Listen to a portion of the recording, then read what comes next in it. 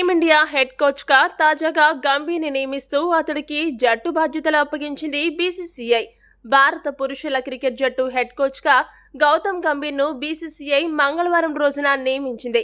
అయితే head coach గా నియమించబడ్డ గంభీర్ కి ఆదిలోనే బీసీసీఐ ఒక షాక్ ఇచ్చింది.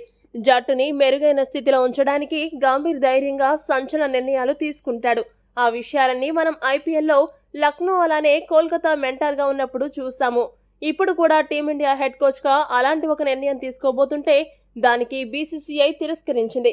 వివరాల్లోకి వెళితే టీమిండియా జట్టుకి హెడ్ కోచ్ ను మాత్రమే ఎంపిక చేసిన బీసీసీఐ సపోర్ట్ స్టాఫ్ విషయంలో మాత్రం ఇంకా ఎటువంటి తుది నిర్ణయం తీసుకోలేదు.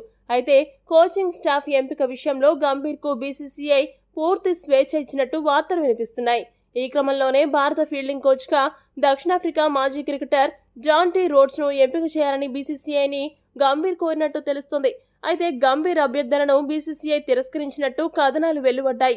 సపోర్ట్ స్టాఫ్ మొత్తం ఇండియన్సే ఉండాలని గంభీర్ కి బీసీసీఐ స్పష్టంగా ఆదేశాలు ఇచ్చినట్టు హిందుస్థాన్ టైమ్స్ తమ రిపోర్ట్లో పేర్కొంది.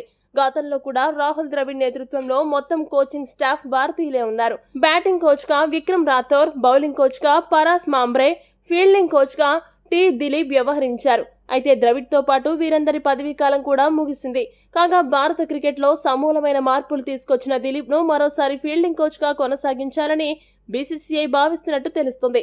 మరి బీసీసీఐ ఇచ్చిన ఆదేశాల మేరకు గంభీర్ ఎటువంటి కోచింగ్ స్టాఫ్ ని ఎంపిక చేసుకుంటాడో త్వరలోనే తెలియనుంది. ఈ వీడియో గనక మీకు నచ్చినట్లయితే లైక్, షేర్, కామెంట్ చేయండి. మరిన్ని స్పోర్ట్స్ అప్డేట్స్ కోసం మా ఛానల్ సబ్స్క్రైబ్ చేసుకోండి.